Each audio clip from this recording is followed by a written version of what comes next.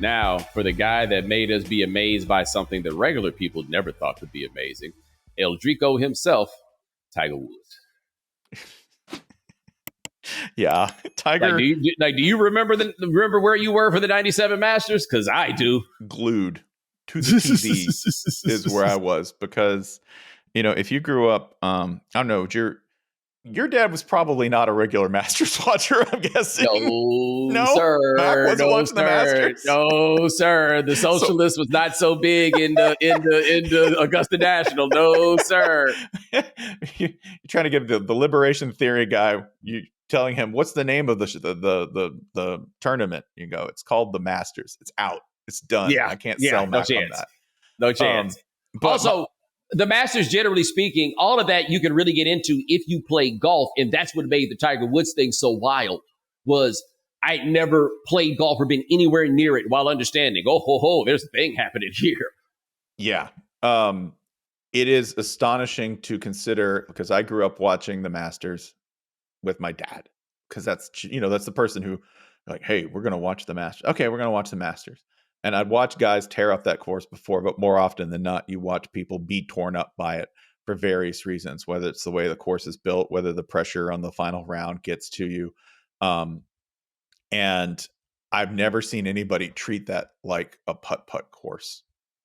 That's what we're talking about here. We're talking about somebody who treated it like there were windmills on the greens. Somebody who couldn't, like, the astonishing thing is this, that he treated it like somebody who was playing a sport that they had to build new courses for, which is literally what happened, right? You had to change the actual arena to suit his weaknesses, if any. That's what I saw the first time I played Tiger, is you go, oh yeah, they're going to have to change everything because of the way this guy does things.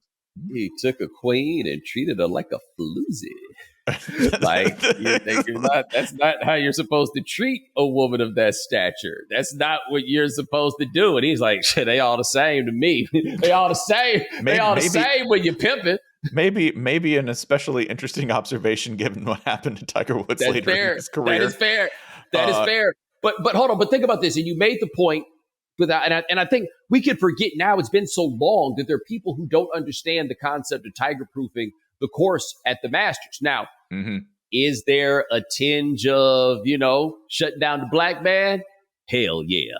Yes, it is there. But Tiger Woods so thoroughly dominated their course that they were like, we have to make sure that never happens again. Now, I would understand all that changing of the course if everybody was doing it, but he won that by like 10 strokes or something like that. Yep. They changed that course as much as they could to stop one man. And what is underrated about that was he still won it 3 more times before the last win a couple of years ago. But even with them specifically engineering this course, so much so that no left-hander had ever won the damn thing until they started tweaking the course, and then left-handers started winning it all the time, because that's how far they were going to try to shut down Tiger Woods, because he so thoroughly wrecked their course and then went around and did it to everybody else's course too. The oldest course, the most venerable course in golf, St. Andrews, Tiger Woods owns it.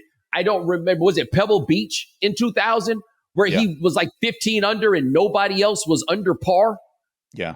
And you have to understand, golf is a sport where people don't really post batting averages in terms of win percentage.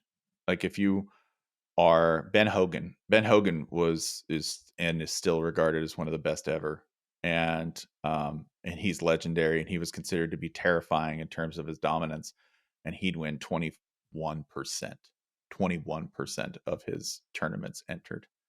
Tiger for his career, and we're including, like the bad years, right? Like, he could get up, I think in 2013, he won 31% of his tournaments entered.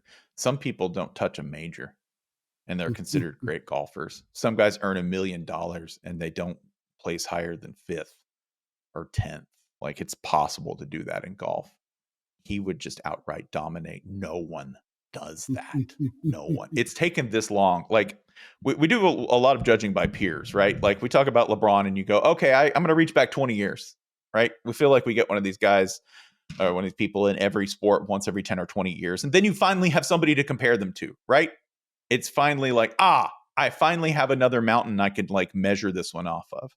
It's taken 25 years for anybody to get close to that kind of dominance, right? Yes. Like Scotty Scheffler this past year finally posted a season that was as dominant, where if you saw him coming, you were like, oh, I was thinking about maybe finishing third at the Open, but I guess I'm going to be fourth, because he's there, right? Somebody who distorts the landscape. That's what Tiger is. Additionally, too, can I tell you this? You talk about like Bomani Jones' trademark beat him downs, okay? Yes. And how much people can enjoy watching beat him downs. They might enjoy watching one. They might enjoy watching two. I lived through this. People would see Tiger up by 8 and be like, yeah, let's watch this shit. Gotta tune in now. I gotta watch him thrash people. It was week in and week out. People did not tire of watching this man redline it, of breaking scoreboards. And by the way, that 2000 U.S. Open, I was wrong. He wasn't 15 under. He was 12 under. He won by 15 strokes. Do you understand what we are saying here? Nobody else was at 3 over. So I should look at what he did for the whole first round, right? Because look, after the first round, I'm looking at it now. He was at 6 under. Miguel Angel Jimenez was at 5 under, right? Mm-hmm. Miguel ended the tournament at 4 over. Okay. Yeah. After round 2, Tiger was 8 under. Second place was 2 under. After the third round, Tiger was still 8 under, but nobody else was under at all. They kept trying to come up with rivals for him. Right? They tried every single one they could. David Duval. Oh, Woods Duval. That's going to be a thing. Nope. Guess whose career took a nosedive through no real fault of his own. That's right. Hey, he's a little too rich to care. Little too rich to care. Tiger Woods, the only thing that stopped Tiger was Tiger. Like that's ultimate. That's totally true. Like if you go and read one of the best pieces of sports journalism of like the last 25 years is Wright Thompson's insane deep dive on why Tiger finally managed to like level out, flatten, and began to suffer. The only thing that took Tiger out was Tiger and his weird obsessions with his dad and military training and women and everything else that was in his head. That's the only thing that took him out. Golf, the one sport that everyone agrees where the opponent is you, it was true for him, right? It was true. Other people might rightfully blame their clubs. Other people might rightfully blame lack of practice time. The only thing that stopped him was him, man.